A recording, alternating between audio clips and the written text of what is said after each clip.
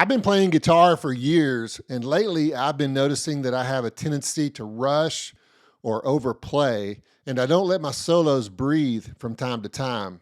So I slowed everything down and found one simple pattern that's helping me connect ideas across the neck. Let me show it to you. Before we get into the chords and the movement, I want to be clear about something.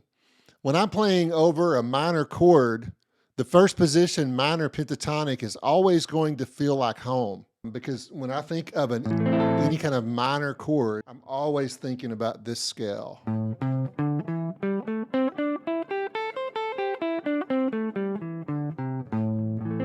I'm sure you're familiar with that scale. So I just want to get that out of the way first, because we're going to relate to that while we're doing this new pattern. That's never going away, but the pattern I'm about to show you became my home base for something different, for connecting chords, triads, and positions across the neck. It's not a scale, and I'm not giving it a fancy name. It's just a simple shape that helped me slow down, breathe, and finally move around the fretboard with a little more intention. Okay, so we're going to be playing this pattern over 3 different chords, and we're going to start off with the A minor. The chord progression we're going to do later on with the backing track is actually A minor 7. And then it goes to a D minor 7, has an E minor 7, and of course comes back to the A minor 7. So this new pattern is going to basically be starting, instead of the root note, which is your A right here, it's going to start 2 frets down from that root note. So if we're in the key of A or we're playing over to A minor, we take this A and we just go down 2 frets is all we do. And that's where the pattern is going to start. So here's what it looks like played over the A minor. We're going to start with this G note right here, and here we go.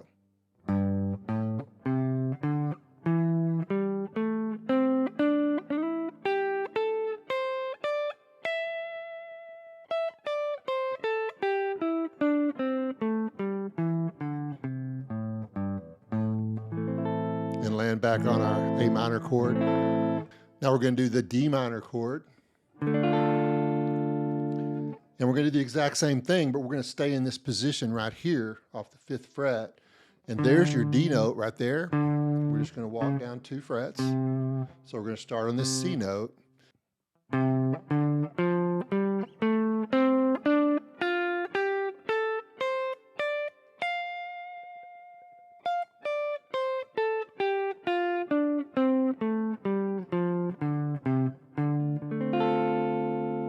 We're back to our D minor chord. E minor, the exact same way. Here's our E note right here. We're going to start on this D. And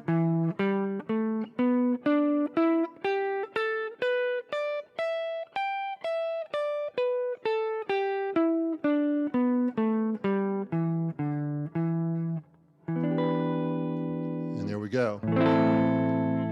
So you could use this pattern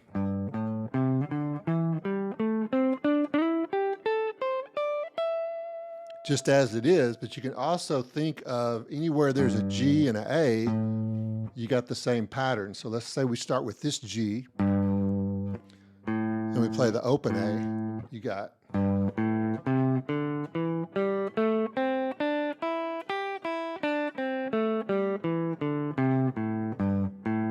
now we're back to that A right there. So we could do the same thing up here. There's your A note right there on the 12th fret. We could do the exact same thing right there like we're doing here. Only thing we're doing it here in A over the A minor.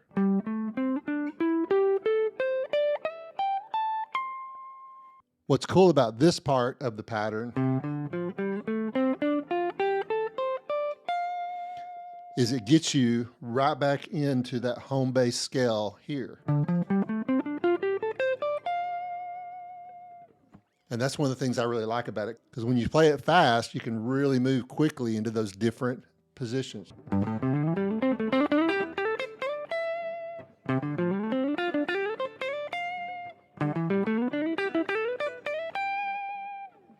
So there you go. You kind of get the idea. Now here's the part that really changed things for me. This pattern only becomes useful when you understand what's happening underneath it.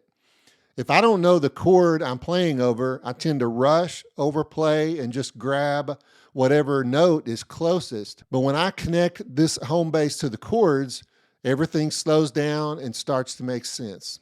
Let me show you what I mean. And we're just focused on paying attention to our triads, and our chords.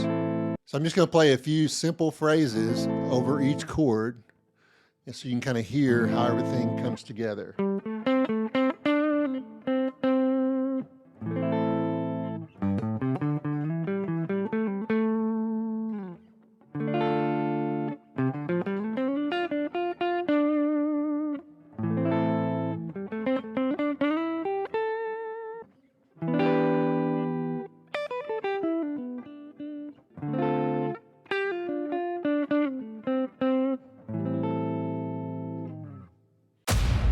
See how the pattern didn't change, but the notes I chose changed with the chord.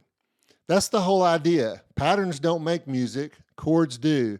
And once I started thinking this way, my playing immediately felt more connected and less rushed.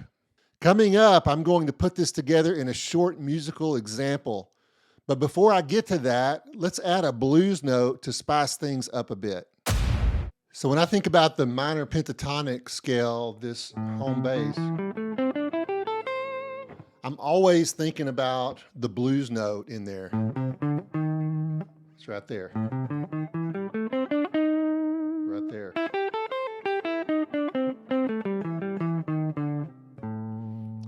That blues note just adds a little bit of spice, a little color.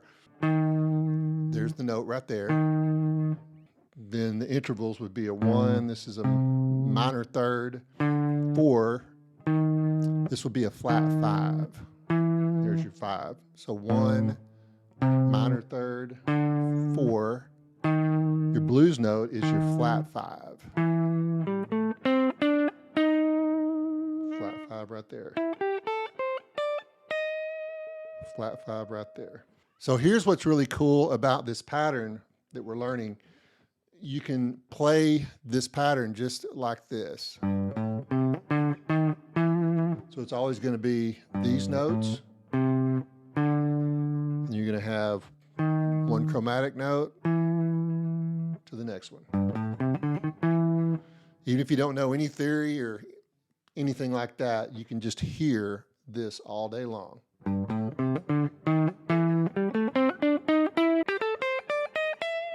So for me, it's hard to play a pentatonic scale without bringing that blues note in there.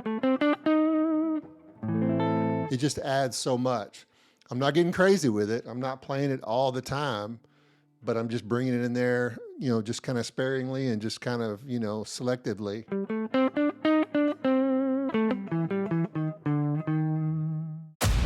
Now I'm going to play a quick demo. Before playing anything, we want to listen one time to the full chord progression. All right, this is a slow blues in A minor. It actually starts with an A minor 7. Then it goes to a D minor 7. Back to your A minor 7.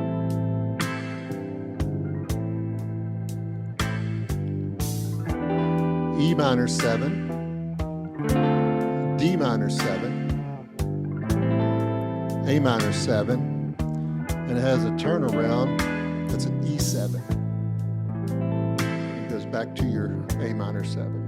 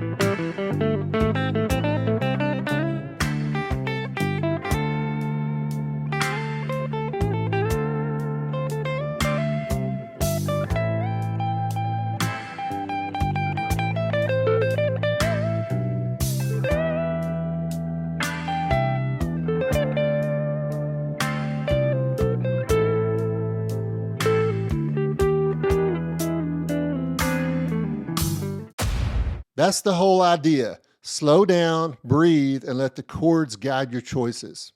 This home bass pattern is just the starting point. The real magic happens when you connect it to the music underneath. Thanks for hanging out with me today. I really appreciate your support. If this helped you slow things down and connect ideas a little more, hitting the like button really does make a difference. And if you want to keep going with this approach to soloing, I've got another video that builds on the same idea.